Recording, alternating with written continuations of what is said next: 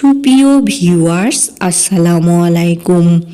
আজকে আমি আপনাদের সাথে শেয়ার করব খুবই সহজভাবে সেরা স্বাদে ডিম রান্নার একটি রেসিপি।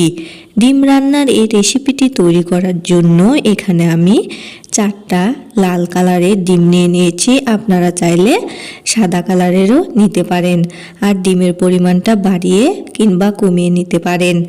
এখন আমি চুলাতে একটা হাঁড়ি বসিয়ে দিয়ে ডিমগুলো হাঁড়িতে দিয়ে দিচ্ছি।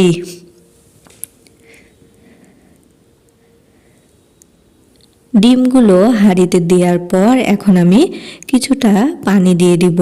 পানিটা এমনভাবে দিলাম যেন ডিমগুলো ডুবে থাকে। এখন আমি কিছুটা লবণ দিয়ে দিলাম, অর্থাৎ আধা চা চামচ।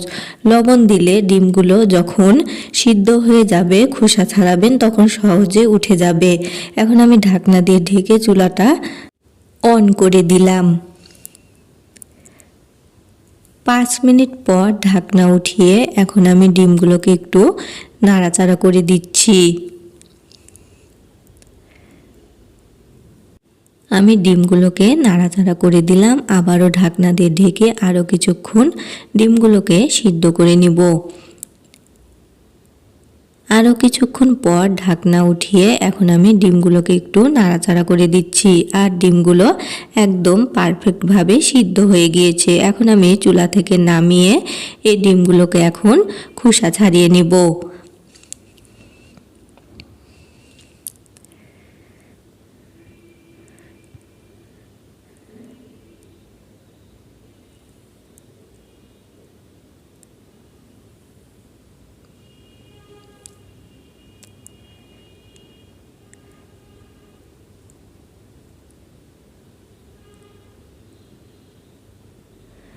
ডিমগুলোর খোসাগুলো একদম ভালোভাবে উঠে যাচ্ছে, তাই ডিমগুলো যখন সিদ্ধ করবেন অবশ্যই সামান্য লবণ দিয়ে সিদ্ধ করবেন, তাহলে খোসাগুলো একদম সুন্দরভাবে উঠে যাবে।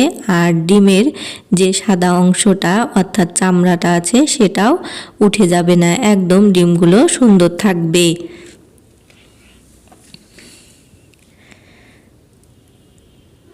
আমি সবগুলো ডিমেরই খোসা ছাড়িয়ে নিয়েছি। এখন আমি এই ডিমগুলোকে একটা ছুরির সাহায্যে এভাবে করে কেচিয়ে নিব। এই কাজটা আপনারা বটি দিয়েও করতে পারেন। এভাবে ডিমগুলোকে একটু কেচিয়ে নিলে ডিমগুলো রান্নার পর সহজেই ডিমের ভিতরে লবণ, মরিচ, হলুদ সব কিছুই প্রবেশ করবে। তাই ডিম রান্নার সময় অবশ্যই এভাবে করে ডিমগুলোকে একটু কেচিয়ে নেবেন।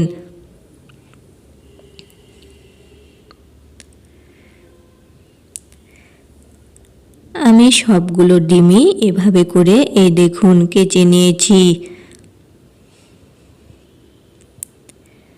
এখন আমি এই ডিমের মধ্যে আধা চা চামচ পরিমাণ লবণ, আধা চা চামচ পরিমাণ হলুদ গুঁড়ো দিয়ে দিলাম। দিয়ে এখন আমি ডিমের গায়ে হলুদ লবণ ভালো করে মাখিয়ে নিচ্ছি।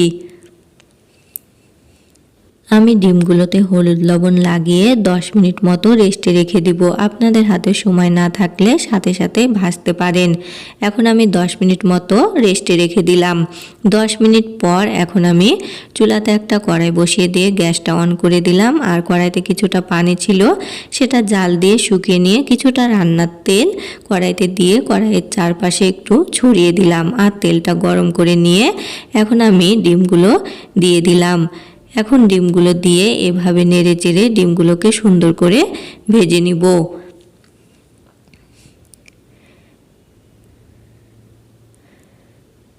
ডিমগুলো দেওয়ার পর এভাবে নেড়ে চেড়ে ভেজে নিতে হবে। ডিমগুলো একদম বেশি লাল করে ভাজা যাবে না, হালকা একটা কালার আসলেই হবে।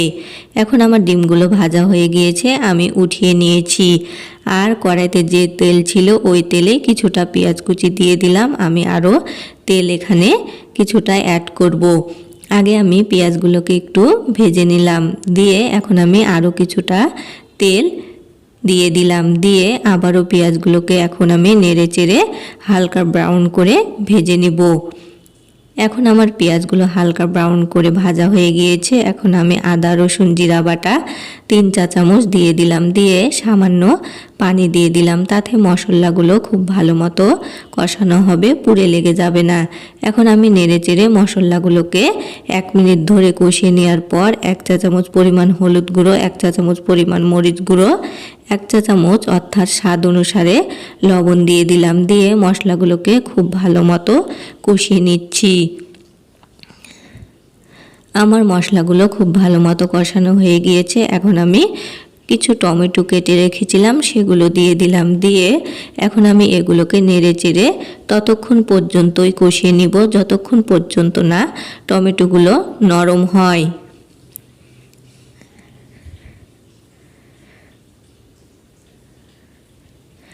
আমি বেশ কিছুক্ষণ ধরে নেড়ে চেড়ে এই টমেটোগুলো কষিয়ে নিয়েছি, আর টমেটোগুলো এখন নরম হয়ে এসেছে। এ পর্যায়ে এখন আমি পানি দিয়ে ঝোল দিয়ে দিলাম। দিয়ে এখন আমি ঝোলটাকে খুব ভালো করে নেড়ে চেড়ে মিশিয়ে নিলাম। দিয়ে এখন আমি ঢাকনা দিয়ে ঢেকে এই ঝোলটাকে কিছুক্ষণ ফুটিয়ে নিব। 5 মিনিট পর ঢাকনা উঠিয়ে এখন আমি ঝোলগুলোকে নেড়ে দিলাম, আর ঝোলটা ফুটে গিয়েছে। এখন আমি ভেজে রাখা ডিমগুলো দিয়ে একটু নাড়াচাড়া করে দিলাম। নাড়াচাড়ার পর এখন আমি ঢাকনা দিয়ে ঢেকে রান্না করে নেব। আরও 5 মিনিট পর ঢাকনা উঠিয়ে এখন আমি ডিমগুলোকে আবারও একটু নাড়াচাড়া করে দিচ্ছি। আর এই ডিমের তরকারিটা আমার রান্না হয়ে গিয়েছে। এখন আমি ঢাকনা দিয়ে ঢেকে কিছুক্ষণ দমে বসিয়ে দিলাম। 5 মিনিট দমে রাখার পর ঢাকনা উঠিয়ে এই দেখুন ডিম ভুনাটা কি অসাধারণ লোভনীয় হয়েছে। এখন আমি এই ডিমের তরকারিটা একটা বাটিতে পরিবেশন করেছি। ভিডিওটি ভালো লাগলে সবাই অবশ্যই বেশি করে লাইক, কমেন্ট এবং শেয়ার করবেন। সবাই ভালো থাকবেন। আজ এই পর্যন্তই। আল্লাহ হাফেজ।